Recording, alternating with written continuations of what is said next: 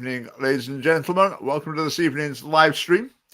We do indeed have a special guest later on who I'll introduce roughly halfway through the show. He's got some very interesting things to share with us and a lot to talk about. As always, let me get the comments on screen. There we are. I can see your comments. Now, do fire in comments. We always appreciate a bit of interaction during the live stream. So where are we going to start this evening? Right, I've got lots of things on my slides here. Right, this is an interesting one. I imagine some people might have been wondering why the Family Party hasn't been having much to say about this new document published by Healthcare Improvement Scotland, Gender Identity Healthcare, Adults and Young People. Well, I'll tell you why I haven't made a video about it. Maybe I still will. I don't. But I read through it, and it's just such a load of waffle. It needs to be person-centered and take into account the views of this person and try and make sure communication's good and transition. There's basically pages and pages that doesn't say anything different than should surely be obvious to anyone involved in any sort of healthcare professional role. Now, when it came to the key things, it still makes it clear that parents can be kept in the dark. And I'm finding with all the discussion around this document, the same with the CAS review as well. It's a bit frustrating because people are trying to go through this document with a fine-tooth comb, trying to see what's good and bad about it. But increasingly, I just think we can't expect Dr. Cass or Healthcare Improvement Scotland to settle a philosophical question. That's what's at the heart of this. I mean, what is it to be a man or a woman? What is it to be male or female? So they're not going to be able to solve that problem. So this document, same as the CAS review as well, it's founded on the assumption that there is such a thing as changing gender, and this can be a positive thing in certain circumstances. People need helping to do that. But then they're just quibbling over the details of how that's done. So this new document from the government, it's not particularly dramatic. I think the Scottish healthcare establishment, NHS, governments, charities, they're intent on pretty well keeping going the way they're going with their transgender so-called healthcare. They might just slightly rein in some of the things like the puberty blockers will only be given if it is actually an official experiment instead of just being an undocumented experiment as it was before. Yeah, so the developments there, I'm not finding the developments particularly interesting. Things are just carrying on the way they're going, and the underlying philosophy that's causing all the problem, the philosophy of transgenderism, is just continuing unchallenged through all of this.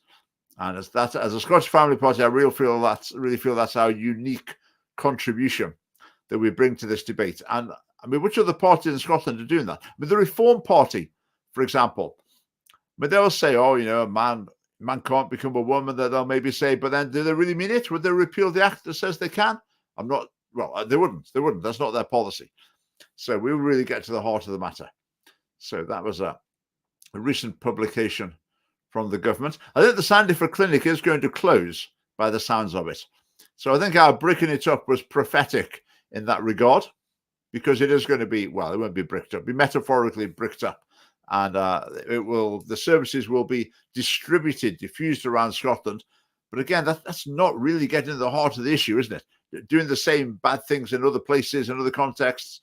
So we're still very worried about the direction of travel for transgender so-called healthcare for young people. Right, let's just before I leave this topic, let's imagine that the healthcare side was suddenly sorted out, and there was no mistreatment and mutilation going on, no puberty blockers, none of that thing. But still, look at what's going on in schools. They're still being presented. Children are still being presented with the message you can choose if you're a boy or a girl. And that's the heart of the problem. What it leads to, they're symptoms of the disease. The disease itself is the belief that you can choose if you're a boy or a girl. And that disease is still being propagated in Scottish schools by the Scottish government and by an awful lot of very willing teachers. Right, you know where that was, don't you? I'm sure you'll have seen that in the news. Saturday in Glasgow, in George Square. Now, I've made quite a long video about this. It'll be published tomorrow evening, so do have a look at that. This was where there was what was originally described as an anti-immigration and mass immigration rally.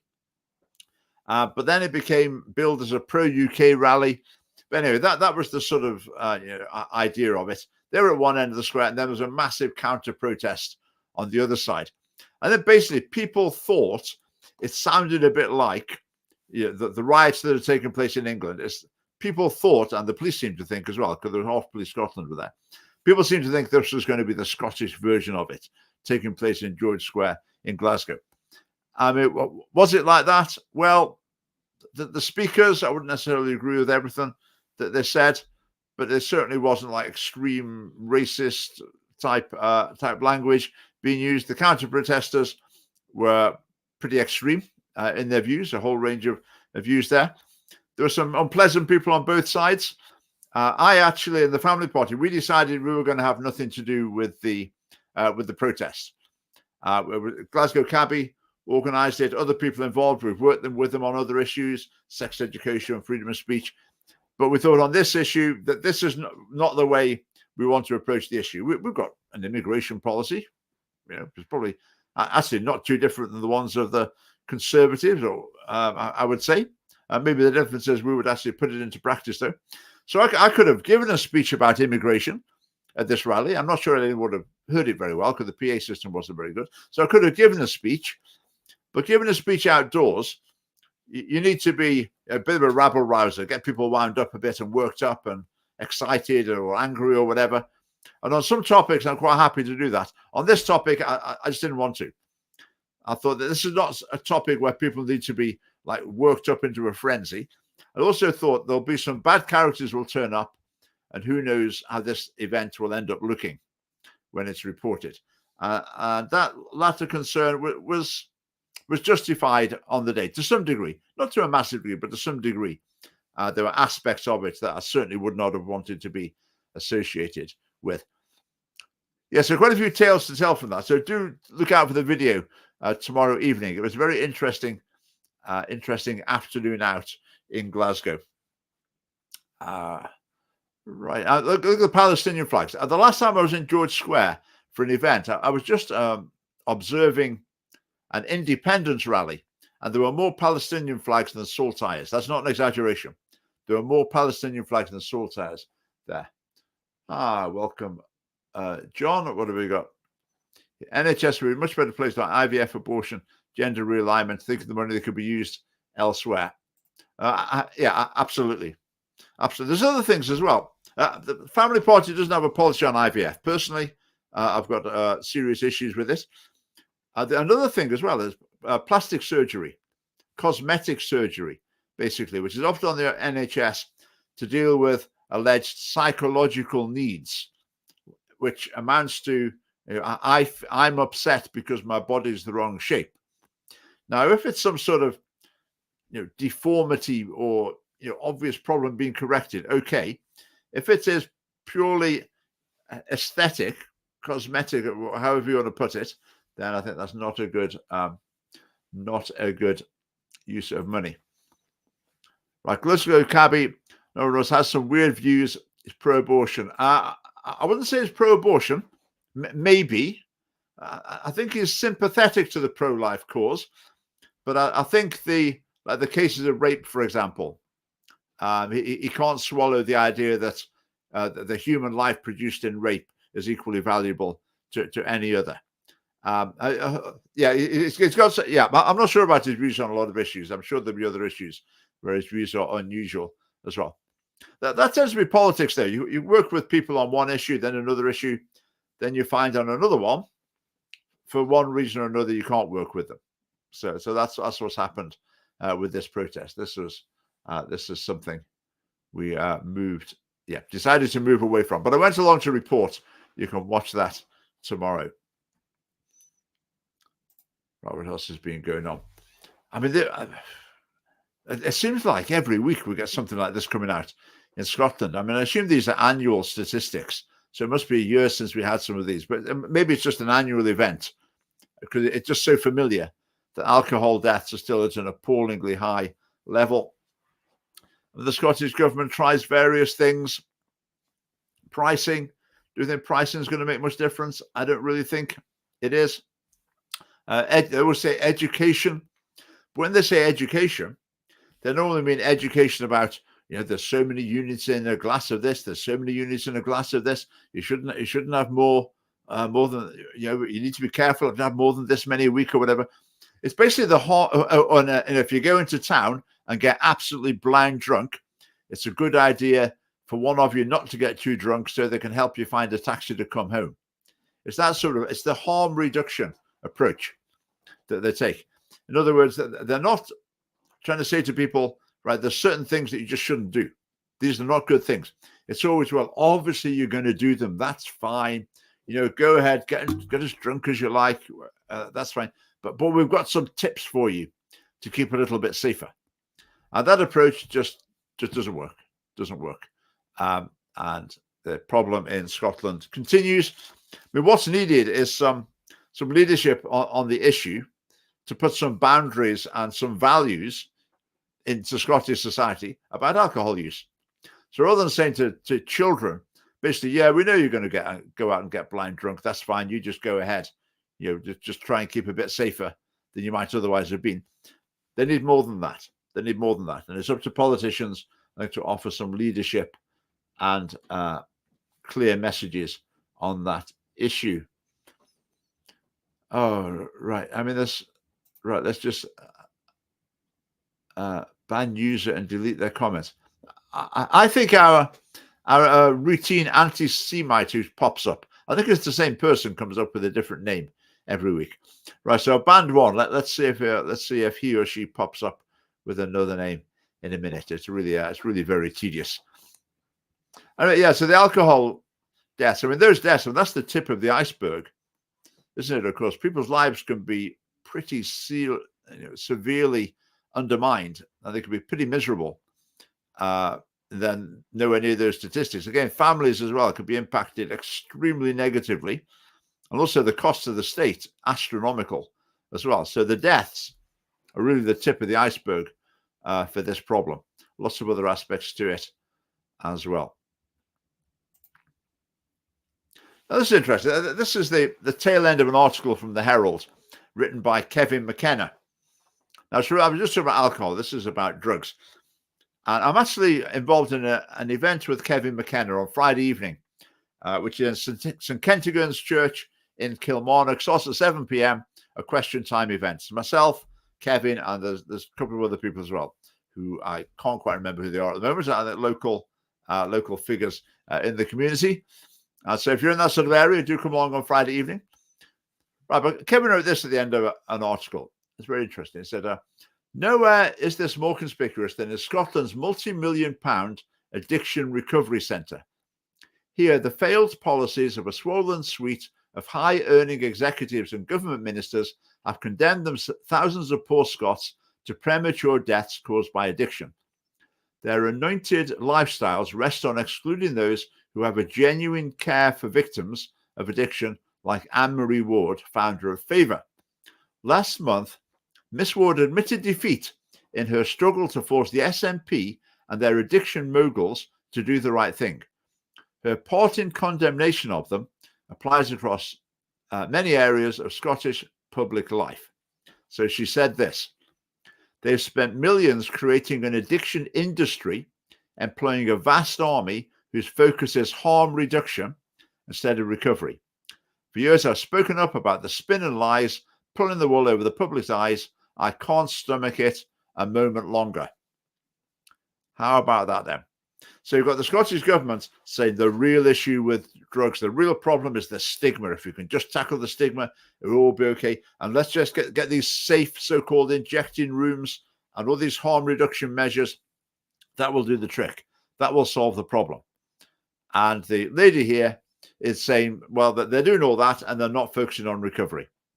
Because recovery can involve a message of people need to make decisions, people need to change direction, and there's something that have to be engaged in positively to make the right decisions. That's somehow a bit distasteful for the Scottish government to deliver those messages. I read a book a while ago about drug addiction, and it was saying there's the idea that getting off drugs is really, really difficult, which it is, I'm sure, in many ways. But the point the book was making is that the people who are experts in helping people get off drugs, they're the people who deal with the people who couldn't get off drugs themselves. A lot of people who become drug addicts, they leave drug addiction just through their own decision. I'm not saying it's easy, but they say, right, I've had enough. This is going to kill me or whatever. I've got to get my life together. I'm going to stop. And they do on their own. So those people, the professionals don't come across them. The media maybe don't come across them so much. They're not researched so much. It's the ones who turn up at the NHS and are referred to specialists. They're the ones who are seen as the typical drug addicts trying to leave addiction, but they're not necessarily representative. Right. Quick reminder, Scottish Family Party Conference, don't miss it. Saturday the 9th of November, just in the afternoon. I will put a link in the comments right now. Comments for YouTube and Facebook. I don't think it works for X. So yeah, there you are. You can get your tickets right now. Do come along to that. I say we've got a couple of speakers from outside the family party. They're both coming from England, actually. They will be excellent, and we'll have some of our regular figures as well. So that is going to be a very, very good event. It would be great to see you. Last year we had the biggest conference we've ever had. Most people there we've ever had. So it would be fantastic if we could top it. So come along, invite other people, and we would love to see you. Right, I mentioned that already, haven't I? That's the question time event. Friday, 7 p.m, Kilmarnock, St. Kentigern's Church. The church leader, the minister of the church there who's organised this event, he used to be in West Lothian, and he organised a similar event there. It's years ago. It's before the family party started. And he invited me along to that as well. It was so good, the event. It got some local politicians. It was in a community hall. I mean, there were a lot of people there, 150 people, maybe more. A really good crowd. A question time type format, and very enjoyable, interesting. I've always said to people, if you want to arrange something locally, local politicians are generally really keen to come to something. If they're a backbencher, they don't get a huge amount of attention. If someone gets in touch saying, do you want to come and sit on a platform and speak to some people in your constituency, then their answer is normally, absolutely, yeah, I'll be there. And and you can invite someone from the family party along as well, and other people you think would be interesting, and yeah, they have a really good event. So I'd recommend that to anyone who's would be interested in doing that in your local area. Give it some thought. Right, John. Right, the Scottish government only seem to be able to apply more of the same. Yeah. If there's a problem, that's because they haven't gone far enough in the same direction they've been going in for the last 20 years. I mean, that's the rough thinking. They're not capable of stepping outside of their own bubble and thinking about other approaches. They're so dyed in the wool. Right, evening, Bruce. All right, thank you very much. Right, so that's Friday. What else has been good? Oh, now here's a story. Right, remember this book? I talked about it with Phil Tanzer. It was in the school library of John Naples Campbell, the transvestite head teacher up in the Highlands. And the content of this book is absolutely atrocious, beyond the pale. I'll give you a quick reminder of it. So we've got that. Let's not put that before your eyes for too long. This is another passage from the book. Perhaps institutions like marriage should be questioned, not joined. In other words, kids, you don't want to get married, do you? No, best not do that. Best to try and work out why marriage is a good thing than actually get married. What else this book has? Well, it promotes polyamory, sexual relationships with more than two people. Anything going. So this cartoon here, you might remember. So it's a boy looking at pornography on his computer. Mum is bursting in saying, porn is dangerous, you'll get addicted. But the boy thinks, my current moral panics about online porn seem as bizarre in a century's time as some things from the past. Right, so in other words, your silly old parents might say, oh, pornography, that's not good for you. But kids, maybe your parents are just old-fashioned. And in 100 years, everyone will realize that they were just being really stupid and there's nothing wrong with pornography. I mean, remember this in a school library. This is maybe the pièce de résistance in this disgusting book. We might consider sexual orientation in relation to other dimensions, such as preferences for certain, and goes on and on, preferences for certain ages, right? That's a bit dubious, but this is the real one. Preferences for a certain species. Okay, sexual orientation can include preferences for a certain species. So absolute filth here in this book, utterly appalling. Right, last quote. Women are blinded to their own oppression, as heterosexuality feels like a natural way of being or a positive choice, but actually it's an institution. As though heterosexuality is something that women are oppressed into by our sinister patriarchal society or something. I mean, absolute rubbish. Now, the reason I'm mentioning this again is that I contacted John Naples Campbell at the school and said, right, this book is unsuitable, understatement of the century. And he always replies in a stupid, hysterical way, I more or less, I'm going to report you to the police. Don't you dare email at this email address. You're threatening me. Stop threatening me. I mean, all this is absolute gibberish when I'm just saying to him, right, what are you going to do about this book? So I said to him, are you going to tell me it's been moved? If you're not, I'm going to progress the complaint in other directions. So I basically got the message, roughly. The book had been moved from the general area of the library to the area for 15 to 18-year-olds. Okay, how about that? So he didn't think, right, this book is obviously unsuitable, needs to go in the bin, if not on a bonfire. So he thinks 15-year-olds upwards, it's suitable material for them. So you can tell 15-year-olds it's not a good idea to get married, etc., and promote all sorts of degeneracy to them. Right, so I thought, right, okay, I'll carry through on my threat. So I made a complaint to Highland Council. And all the slides I've just shown to you, I sent all of those to Highland Council and a summary of my concerns. I didn't make it a great big long thing. I just picked out the worst ones, some of the ones I've just shown you. I said, right, this book is in the school library. John Naples Campbell won't remove it. So what are you going to do about it? And I got the reply today. Now, just before I read you the reply, Highlands Council is run by a coalition of SNP and independent councillors. There are a lot of independent councillors in the Highlands. Now, if you think Highlands independent councillor, you may be thinking, the local free church elder or something. You're imagining those sort of figures being the councillors. Well, looking at the way they responded, maybe that's not really the case.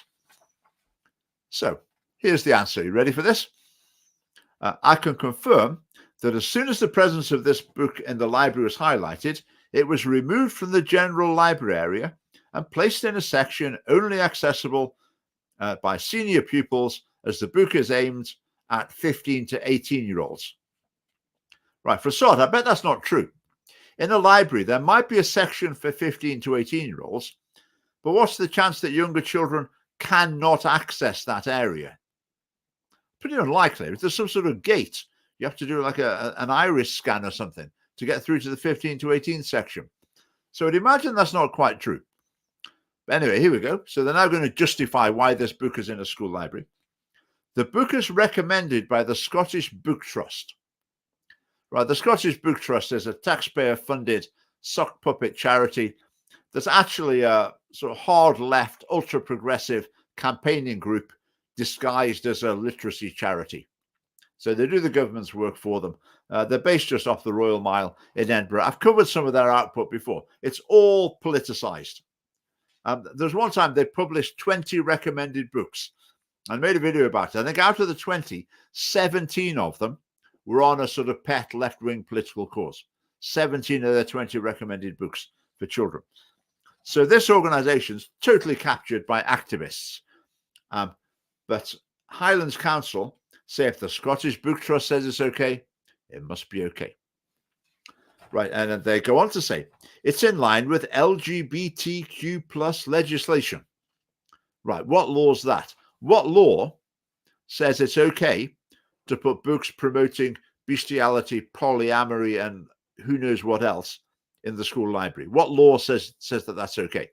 Well, there isn't one, obviously. What they mean to say is the Scottish government's LGBT inclusive education policy, which isn't a law. So, I mean, I don't know what they're talking about here. I might reply just saying this makes no sense. We'll see. Yeah, so they're talking about LGBT inclusive education, which says you've got to have LGBT content in every subject at every level. It does not say you have to be promoting bestiality, whatever else. So does the person writing this really believe that there's some law that says this is okay? I don't know. No idea. And the last thing, they say it's in line with the Scottish Curriculum for Excellence. Okay. So Scotland's national curriculum apparently covers this sort of material and justifies it. Again, does the person it's as though what I'm trying to make is a moral point. It's a bit like talking to John Swinney. Well, it's the Scottish government in general. You try and make a moral point. You say, this is not right. This is the wrong message you're delivering to children here. This is a harmful message. This is immoral. And you may as well be speaking a foreign language. It's as though they cannot begin to understand that type of concept. And all they reply with, in the John Swinney style, is like procedural bureaucracy. This is what the guidelines say. We can just hide behind that. We don't need to ask the question whether this is good or bad, right or wrong. You don't need to ask those questions because it's about the guidelines and the procedures and the committees and the policies, that sort of thing. It's quite chilling, actually. So they said, in consideration of the above, I do not uphold your complaint. Having looked into this matter, I am satisfied that the school is following all policies and guidelines. I mean, that could have been written by John Swinney himself, couldn't it? I mean, do you agree with that? Do you find that quite chilling? That you can present that sort of material to people and it's as though there's just nothing to appeal to, that there's no recognition that this book is problematic in any way. I mean, I find that often. I'm just talking about life in general, not even in politics. I do find it quite chilling sometimes. You can talk to people, not most people, but you'll meet people where you can explain to someone, that's not right, is it? You're not supposed to do that. That's wrong. And it really is like you're speaking a foreign language. They just doesn't connect. They're not interested. They just think, right and wrong. That's just not something they need to worry about. And it's very concerning.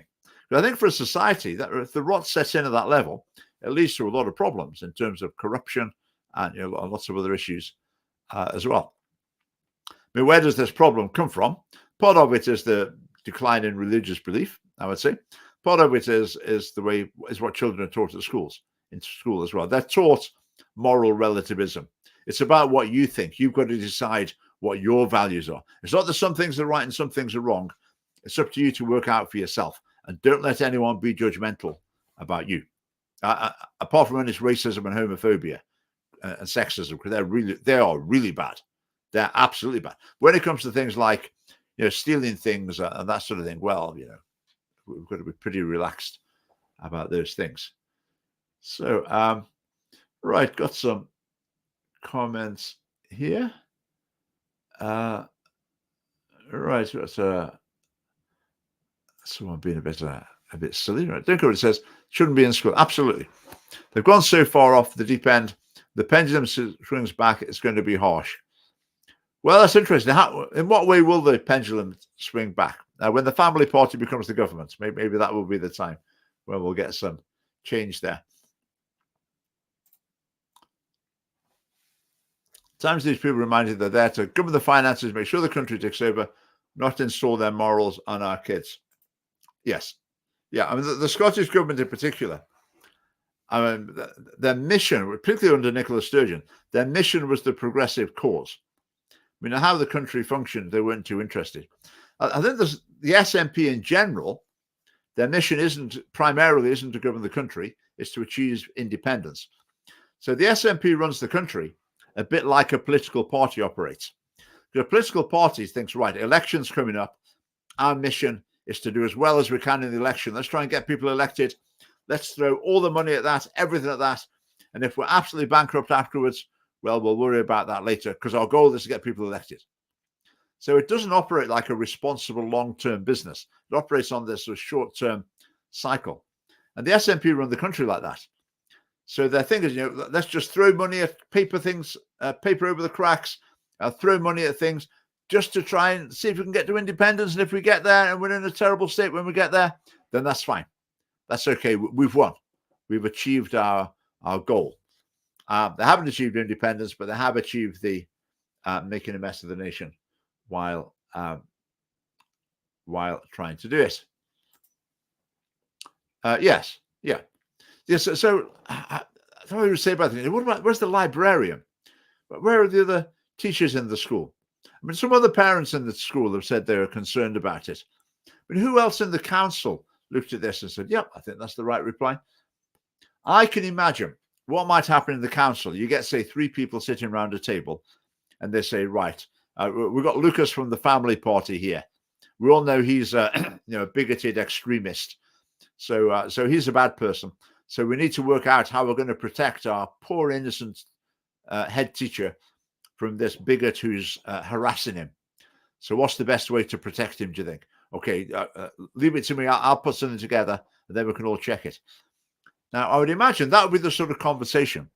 But maybe some of them in their head are thinking, I actually don't think this is right. I wouldn't want my kids seeing this book. But maybe none of them would dare say it. None of them would dare be the first one to say, I think he's maybe got a point. Because they would fear that the others would turn on them in horror. Go, what? You think Lucas got a point? Oh no, that's your career over. Maybe that's what happened. Who knows? So I'm thinking I should actually follow up the reply, because what they've said wrong, this LGBT legislation, I mean, that's just rubbish. Curriculum for excellence. I mean, anyway, I had another avenue of complaint as well I might follow up with. But we shall see. Okay. Right, it really is tedious. We've got I think the man's made up a new username and he's come back. Well, man, maybe it's a woman, I don't know, has come back again. Right, hello, Mr. or Mrs. Mellor. Name the councillors. We need to hold individuals accountable. Addressing my complaint to the council. Yeah, it's interesting. I wonder if any of the councillors are even aware of this yet. Maybe I should contact some of them individually. A few years ago, after we had our success in the Western Isles, where some councillors really took up the baton and ran with it on sex education and really made a difference. After that happened, we thought, okay, let's get in touch with the independent Highland councillors and see if they'll get on board, and they'll take up the baton as well and try and address this issue in Highland Council. So we sent material, a significant dossier, to about, from memory, it was roughly about 20 of them, independent councillors. And I think we had virtually zero response.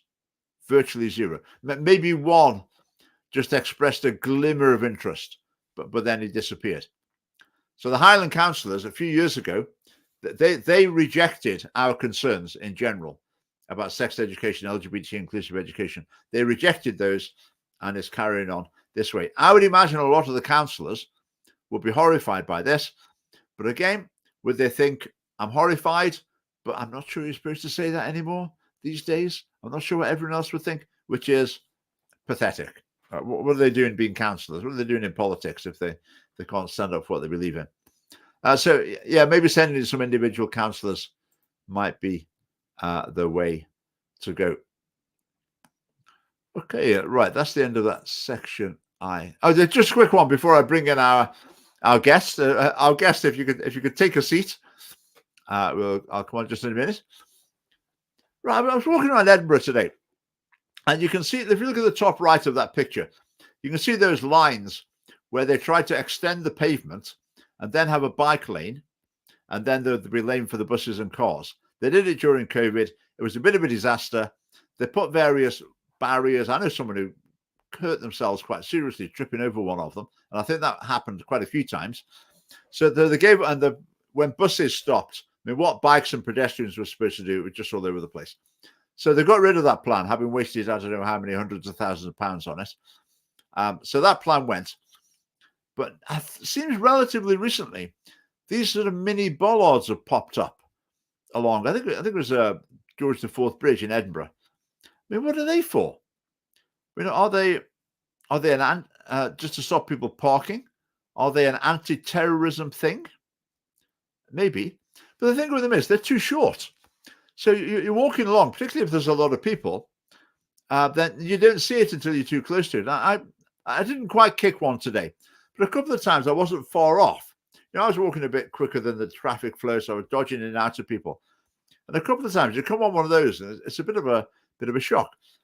So obviously, Edinburgh City Council and the others, these things need to be taller. But looking at the width of it, I think it's that fat. The fact that it's fat makes me think it is an anti-terrorism thing, maybe primarily.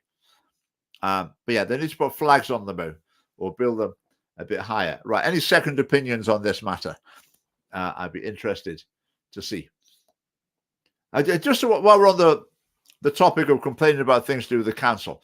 Now, I'm not paranoid or into conspiracy theories, but the council's got this room, this control room, and they sit around a massive table, and there's two big maps on the table. One of the maps is my Tuesday run route, and one of the maps is my Friday run route. And once a week, they have a meeting, and they get around them, and they plan how they're going to disrupt my route, both my routes, every single week. It's unbelievable.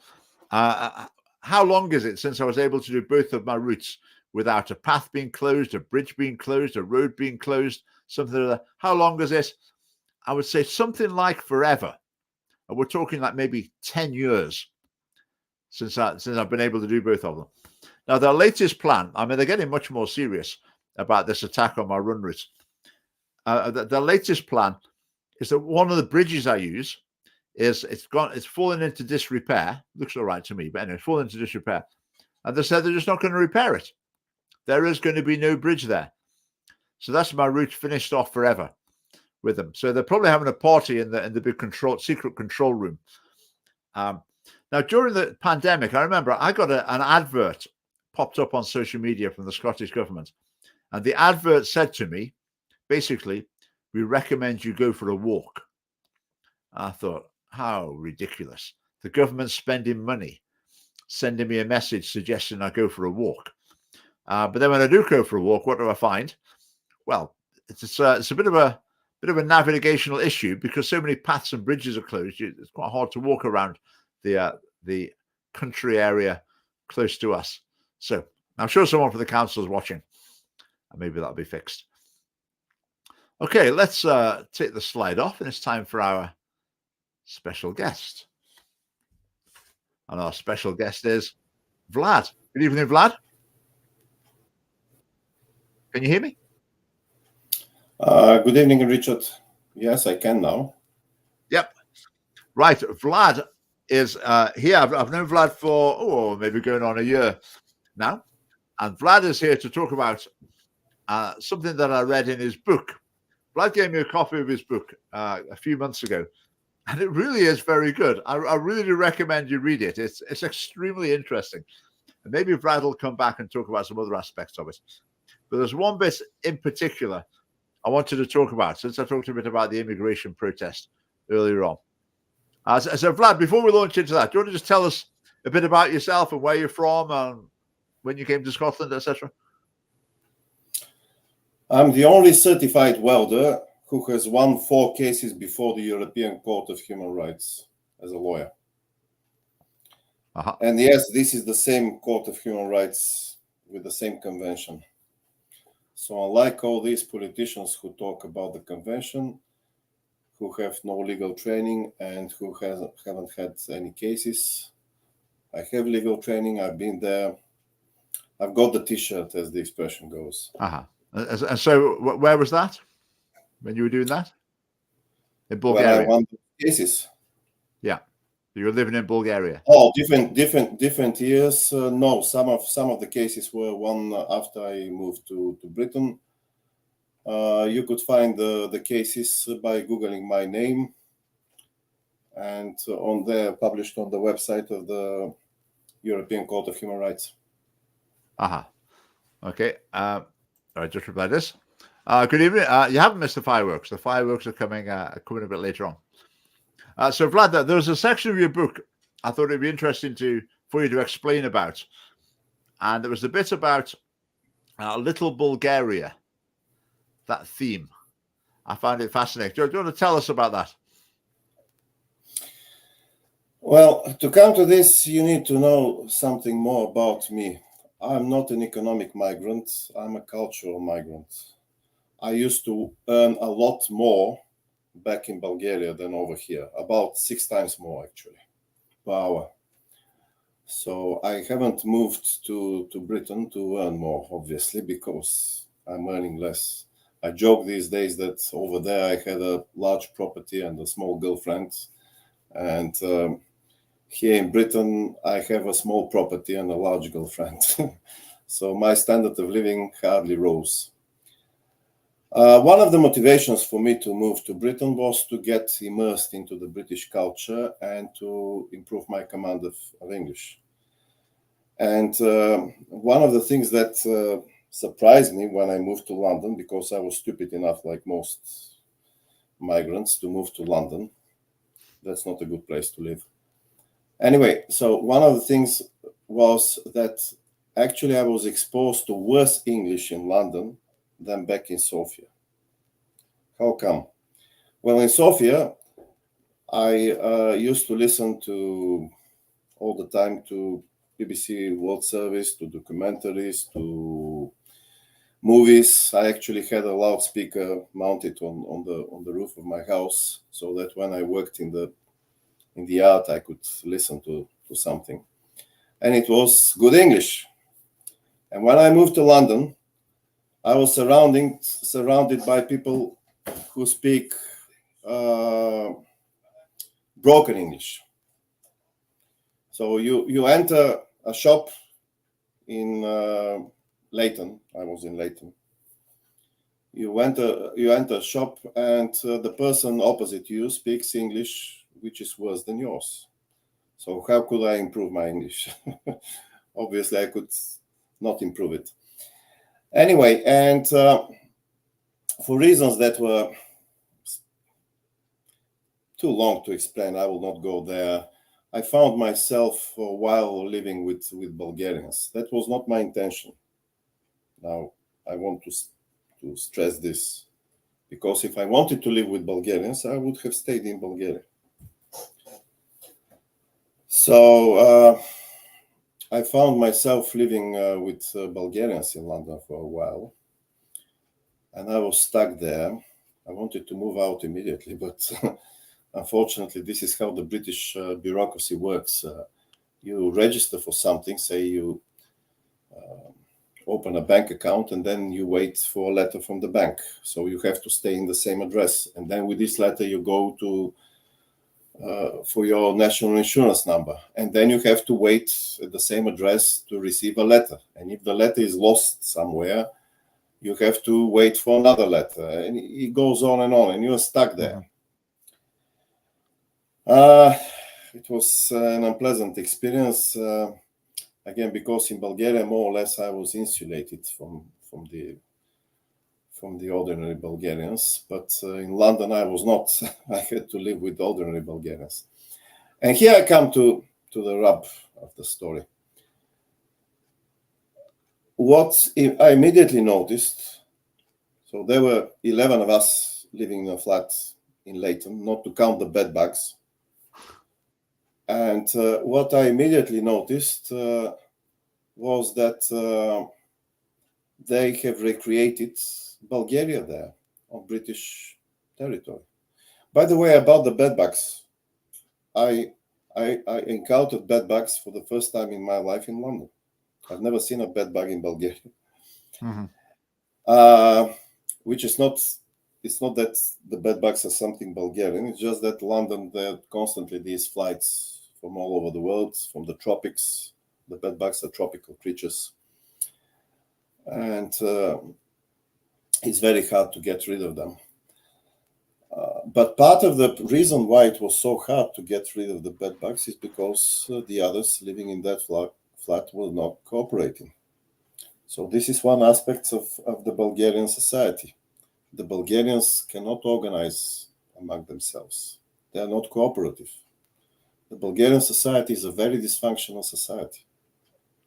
Everybody is against everybody else. And bedbugs, it turns out, they are like mosquitoes. They have preferences. So they would bite some of us, but not the rest. And the rest who don't get bitten don't want to cooperate when it comes to, say, to washing everything at 90 degrees in order to kill the eggs. Right. So there is no getting rid of the bedbugs for this reason alone, because some of the people are not concerned. They don't care about the problem as long as it doesn't affect them personally. This is typical for the Bulgarian society. Another thing that is typical for the Bulgarian society is this disregard for the law. Now, a typical Bulgarian would come with all sorts of excuses not to follow the law. So it's common sense. Common sense in Britain passes for something good, but when it comes to the law, trust me, it's anything but bad common sense, because the law should be followed whether it makes sense or not. And the moment you begin to come with commonsensical excuses not to follow the law, you no longer have rule of law. And this is typical of Bulgaria. And this was typical over there. For example, during my stay there, I never knew who our landlord was. I never had who the landlord is. Oh, right. Okay. Yep. There was never a written contract. Whenever I paid, I had to pay in cash. The guy who collected the money, I don't know who this guy was. He was probably not the landlord. He was some straw man for somebody else. Typical Bulgarian story again, because Bulgaria is full of these shady, complicated relationships where it's not clear who is who, and everything is done under the counter. I resent this, but like I said, I was stuck there for a while until I was waiting for these letters. So I had to pay in cash. And my best guess is that whoever these sums of money ended with didn't pay taxes. I don't know this for sure. That's a guess, because I didn't even know where the money ended.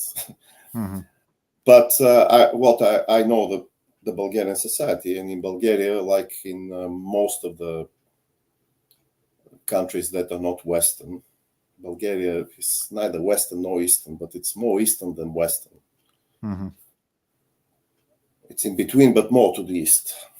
Yeah. And in countries like Bulgaria, tax evasion is a national sport. So this made me realize and made me see the situation in Britain, really. The situation Britain is in. Britain is not in the situation United States was in, say, in the 19th century, when the American nation was growing because of immigration, and there was this melting pot, and the people were becoming Americans and all that. Britain, first of all, has too many immigrants, and it's especially bad when these immigrants live together, because when they live together, the only thing they have in common is their own ways. So they don't adapt to the new country. They just carry their own culture with them. You're saying about sort of like builders' licenses or qualifications or something? Do I remember from the book? Yeah. Oh, yes. Oh, well, this is another example, the corruption. So many of us had these CSCS cards. I needed it because for a while I worked as a welder, as you can imagine. but I was the only one who actually took the tests. So I don't know exactly who has done what, but I know for certain that the others have never taken any test for real. They didn't know what this test involves. By the way, the test is very easy. At least for me, it was very easy. But I suspect that they just paid bribes. And it's interesting to whom they paid these bribes, because I overheard that the people who are responsible for these tests are actually Romanians. And that's an interesting details, because the Bulgarian and the Romanians have totally different languages. The Bulgarians speak a Slavic language, the Romanians speak some language that is closer to Portuguese and to Italian. And the only way for them to understand each other is if they speak in English or some other third language between themselves. Otherwise, they wouldn't understand each other. And the Bulgarians I saw there, they were speaking English poorly. Their English was very basic. And I guess this was the situation with the Romanians. But somehow, when it came to giving bribes and to under-the-counter dealings, they were understanding each other very well, because although they linguistically are different, they come from the same geographical region of the world, where more or less the culture is the same. Yeah. So the book is not about me. The book is about the history of the last 100 years and how humanity shot itself in the foot so many times. This is the only example you have chosen where... That's a good point. Yeah, what we're talking about is not representative the whole content of the book, but there are some other chapters of the book where it'd be good for you to come back and talk about them another week, because they are relevant to sort of the family party's interest and policies. They're very, very interesting.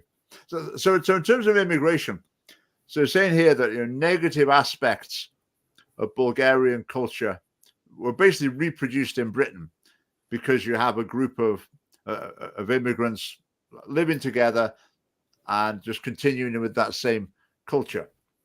So what's the solution to that? Apart from the obvious, what would you do if you were the government? How would you try and improve that situation?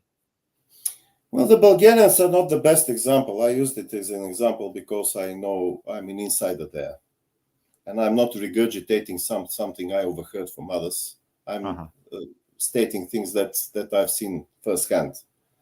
Yeah. But the Americans are, the Bulgarians are mixed blessing.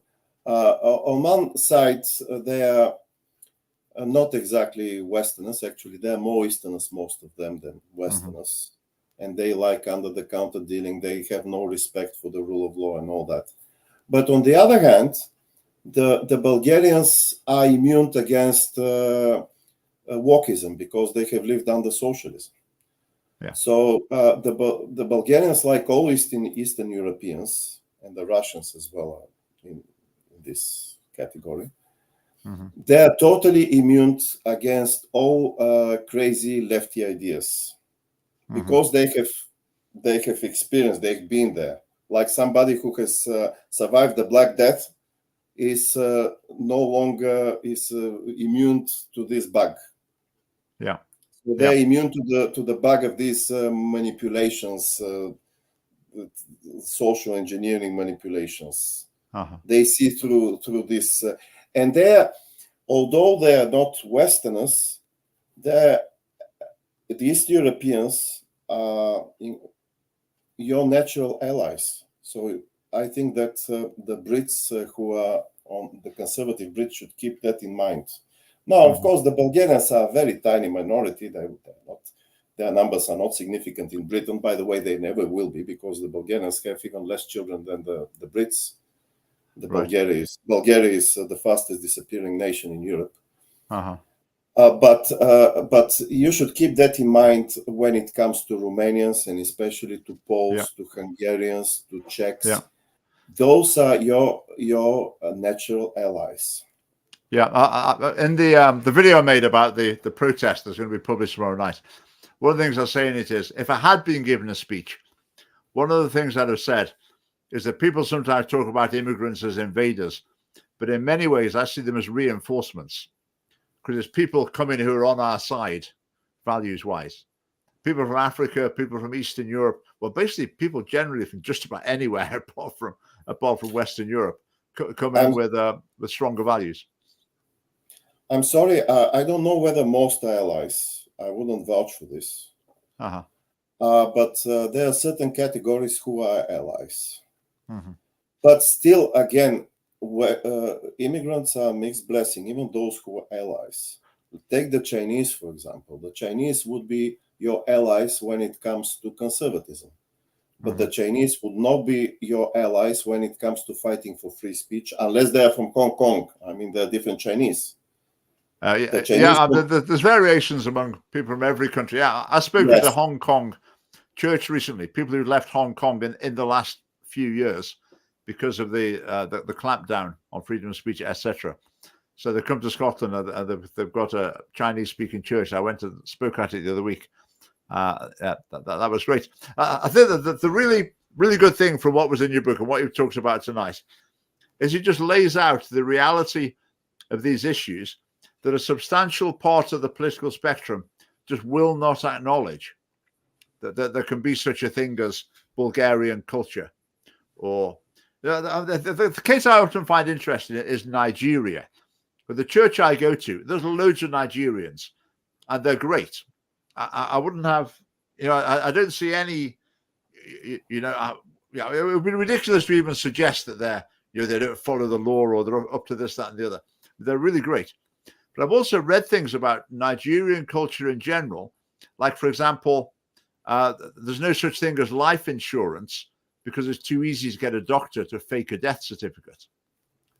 So that there just is no such thing as life insurance. I'm sorry, you lost me there. I don't see the connection. Life insurance, fake death certificate. So if you've got life insurance, you're paying an insurance company a certain amount of money, and then they will pay out a large amount if the person dies. You could fake your own death. Yes. Yeah. You can get a doctor to produce a death certificate. and then go to an insurance. Well, you get someone else to go to the insurance company and get the payout. So I don't. This might be out of date, but apparently at some point in the past, at least, there was therefore no such thing as life insurance in Nigeria because of the corruption, the corrupt doctors. Now, if you import that to Britain, import that culture, and that starts happening, that's a pretty serious problem. I think the mafia is a good example as well. I mean, roughly speaking, where large numbers of Italians have gone, there's been gangs, there's been mafia emerging. Now people say, oh, you can't say that, you can't pick on Italians, but it's just a fact. I mean, that's how you got mafia in America. It was with Italian immigrants going to America, and there's mafia-style gangs in other parts of the world as well that have gone from Italy. So it's not Italians in general, but it's just a fact. So, there's just reason to be very cautious. If you think about the Nigerians, say the Nigerians at my church are absolutely great. But if you've got some Nigerians applying to come to the country, how on earth are you supposed to tell if they're the sort that are going to come to my church, I mean, like salt of the earth, or whether they're the sort who are going to be taking bribes to forge a death certificate? It's very difficult. Here the left say something I tend to agree with. They say you should not tar everybody with the same brush. Don't stereotype people, and I agree with this because people are individuals. The fact that I moved from Bulgaria doesn't describe me. That I've been born a Bulgarian.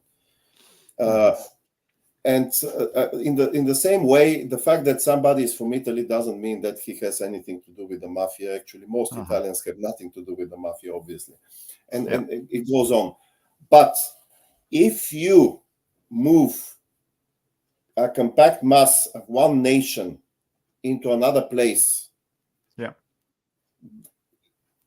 when we are not talking about several individuals, but we are talking about a big number, then it turns out that you move the whole culture.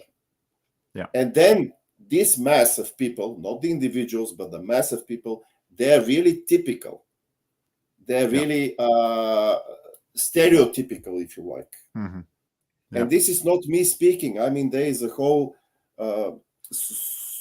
social science that studies these things, anthropology. Mm-hmm. Actually, it's not something that's racist or anything. It's a social science that studies certain ethnicities, certain people. I mean, and the more there of certain number of people from a certain nation, the more this community begins to resemble the country they came from. Yes. For example, if you put 1 million Bulgarians here in Britain, now this will never happen. It's impossible. Bulgaria is too small a country, and all Bulgarians who wanted to move over here are already here. Nobody else wants to move over here. But if you move 1 million Bulgarians here and put them in one new city, this city will be Bulgarian. Mm-hmm. And it doesn't matter what the laws. This is the shocking part. It doesn't matter. It wouldn't matter what the laws of Britain are, because the laws in Bulgaria, believe it or not, are actually very modern laws. Yeah. Actually, in some respects, the Brits are surprised to hear this, but in many respects, Britain is legally backwards compared to Bulgaria. It's obviously backward compared to United States and to Germany and France. But the Bulgarian legislation has been mostly copied from Germany and from France. So the Bulgarian legislation on paper is modern. The problem is that in Bulgaria, the Bulgarian legislation is by and large, in most areas, ignored. Yeah. So this is why I say it doesn't matter what the legislation is, because the Bulgarians are very skillful in finding ways to circumvent the legislation. Yeah. But another way of thinking about it could be, if you've got a nation, the population of that nation have probably got their own bad habits, if you like, their own negative characteristics that might create problems for the government, and the government's trying to work out how to deal with these problems. Then if you bring in a large community who've actually got some different problems, I mean, it just makes the task of governing becomes more difficult when there's more different types of mindsets, different attitudes, different ethoses that you're trying to deal with. Is quite challenging. Just make a comment to this. Oh no, wrong one. Chinese churches, apparently, I think I've got this figure right. Someone told me that there are 20 Chinese churches in Edinburgh. 20. So yeah, I was quite surprised. And there are lots of African churches as well. I think a lot of Africans who've come to Edinburgh go to, if you like, sort of mainstream churches, but there are a lot of specifically African churches as well. And best of luck to them. Right, Vlad, that was fascinating. Thanks so much for coming on. You can maybe express your appreciation to Vlad. That was really interesting. And you must come back again to talk about another section of your if you allow me to add something, this thing in Little Bulgaria, this is just a part of a chapter. And this is just to illustrate something. And in this chapter, it is not the immigrants who are the villains, but actually the British police. So I think that the native Brits should accept responsibility for what's going on, because it's mostly native Brits who vote for the likes of Tia Keir and the Scottish National Party. The native Brits are still the majority in this country and will be for a long time. And the chapter actually that this snippet was from, about the Little Bulgaria, is the chapter on how political correctness actually increases rape. And there were some rapists who were put in jail, but I haven't heard of a single British policeman who has been put in jail for dereliction of duty, although the police was actually practically encouraging rape. We'll save that one for another week. We're my point is, we are not talking about the Bulgarian police here. We are talking about the British police. Yeah, we're going to save that one for another time. There, that's going on to another thing. I think we've covered our area, and that's really interesting to hear your experiences and insights there. So, yeah, thanks a lot, Vlad, and see you another time. Thank you, Richard. See you later. Good night. Right, I might have just another couple of things to go on this. Let me see. That was just the book. Oh, fireworks ban. Right, I'll try and talk about the things in the title. I will endeavour to do that. Yeah, so areas where they've had like fireworks riots is probably the best word to talk about it. Last year in Edinburgh, I think it was in Niddry, someone I know who's a police officer was set on fire by someone throwing some sort of Molotov cocktail at him as part of the local bonfire night traditions. So in response, some councils have banned fireworks. Now, someone was saying, it's not just individuals, it's also organized displays as well. Now, I would tend to think if you've got people rioting, throwing fireworks at the police, I want that dealing with as crime on the spot, people caught, throw the book at them, and they're going to learn the lesson. Maintain law and order.